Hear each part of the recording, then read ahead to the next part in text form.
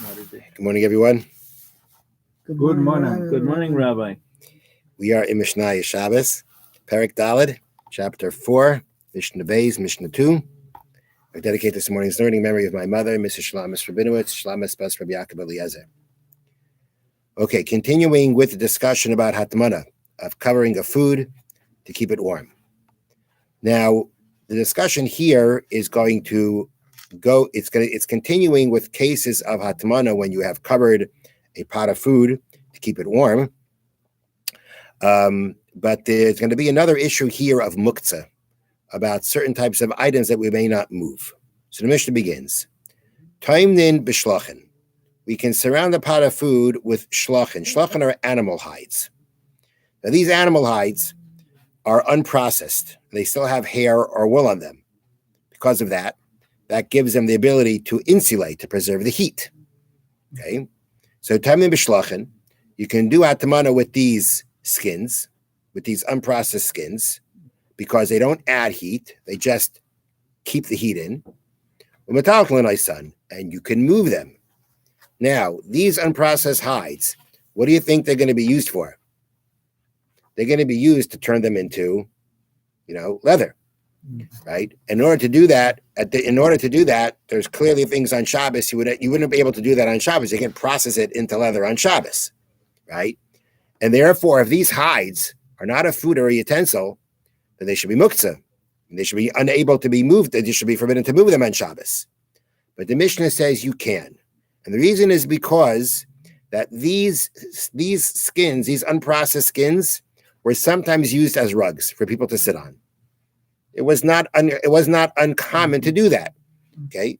And therefore, being that they were used as rugs, I don't think it means permanently as rugs necessarily, but even unprocessed, they would be used as rugs for people to sit on. Therefore, they are a utensil. They're not muktzah. So therefore, you're going to take your pot of food, you wrap it up, or you cover it over with these animal skins. There's no problem of doing that from the point of hatmana.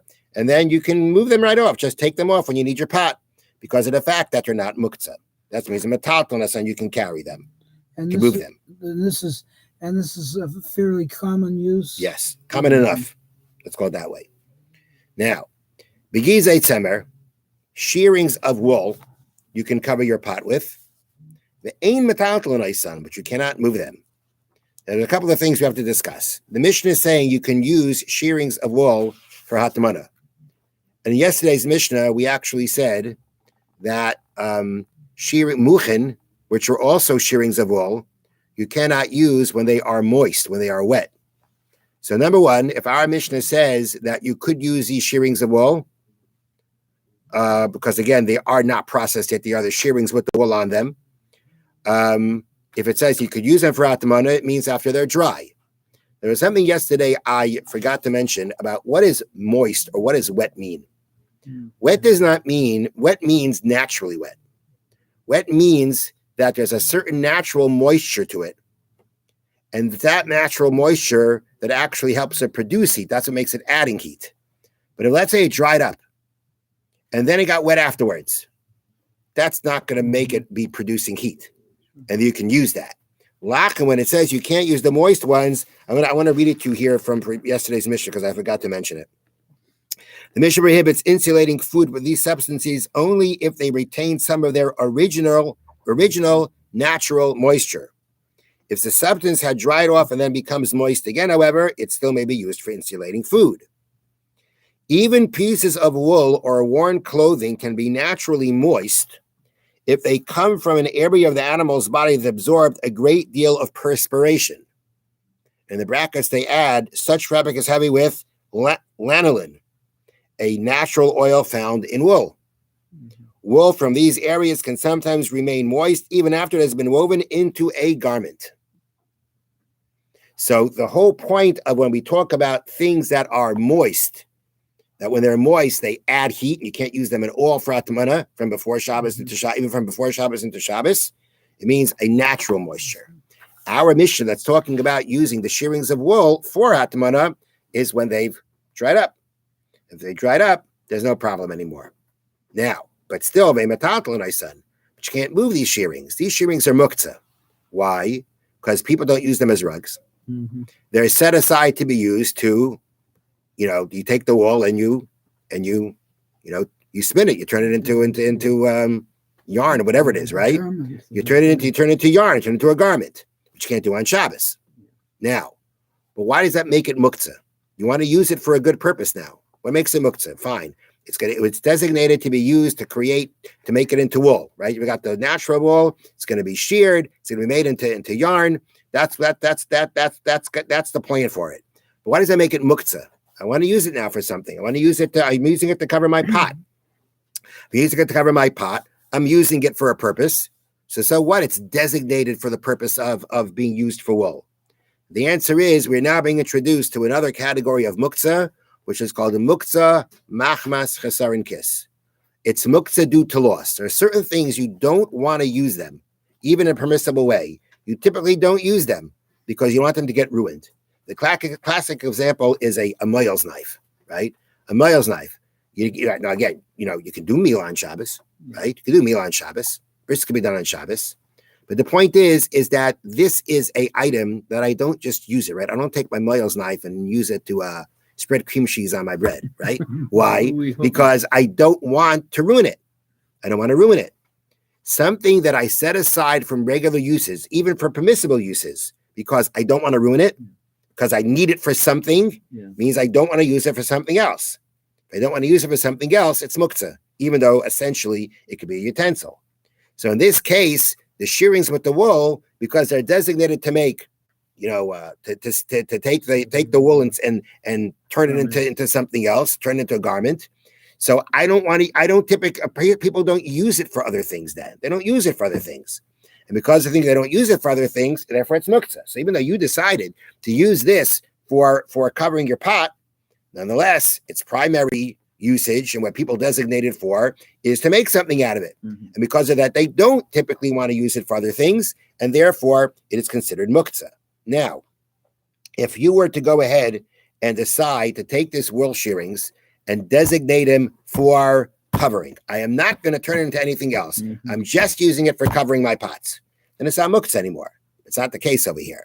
Although you decided to use it temporarily to cover the pot, that's not going to be enough to take it out of its primary designation, which is to use it eventually to turn it into clothing, which therefore makes it muktzah because people don't want to use it lest it gets ruined.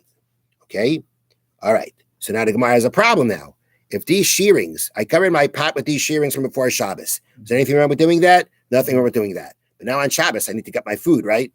And I've got the shearings on top of the pot. And the shearings are muktzah, right? I'm stuck, right? What do I do? So the Mishna says, what do you do?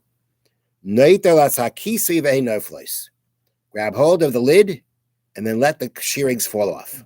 Meaning, let's say the lid has a handle and the handle is sticking out above the shearings. So grab hold of the pot, grab hold of the handle, pick up the top of the pot. The shearings are going to fall off. They're going to fall down. And you're okay. Meaning, what's happening here is that you're not picking up the shearings. You're not moving the shearings themselves. You're indirectly moving the shearings. By moving the cover of the pot, that indirectly causes shearings to move. Now, it's not enough that it's indirect. The rule is I can indirectly move muktzah for the purposes of something permissible. Meaning, if I want to move, let's just as an example, if I was moving the pot cover with the shearings on it for the shearings, there's a leak in the roof and it's falling on the shearings and they're going to get ruined. So I'll pick up the pot cover and I won't touch the shearings and I'll pick up the pot cover and the shearings will fall off and they won't get dripped on. But why did I move? So I indirectly moved it. But why did I indirectly move it in that case? For the shearings, which are muktzah. That I can't do, even though it's indirect. In our case, why am I indirectly moving the shearings? For the food. The food is permissible. So indirectly to move muktzah for something permissible, I'm allowed to do that. That's why here I can grab hold of the pot cover and they'll just fall off. But there's still one point that has to be covered. And that is that we mentioned that there's a type of muktzah called basis. That if something muktzah is sitting on something that's not muktzah, the base, what's holding it up, becomes muktzah like the muktzah itself. So if the shearings are muktzah and they're on the pot cover, why isn't the pot cover a basis, a base for the shearings? And it should become muktzah because of that reason. The answer is because something becomes a base for something else when it is serving that other thing. So you have a table, right? And you have candles on the table, right? So the table is holding up the candles, right? It's there to support the candles. Then it becomes, so to speak, secondary to the candles and takes on its status of muktzah. But here, the pot cover is not there to hold up the shearings. The shearings are there to cover the pot cover. And therefore, the pot cover doesn't become a basis, doesn't become a base, and therefore doesn't become muktzah. Okay? Could be in a situation where you'd want to move the table for other purposes. Well, that's a separate discussion. Okay. After that's discussion about basis. But right now, the point is that this pot cover does not become a basis. Okay, we're going to stop here and continue tomorrow. Have a wonderful day. The Have a next, wonderful day, Rabbi. thank you, Rabbi.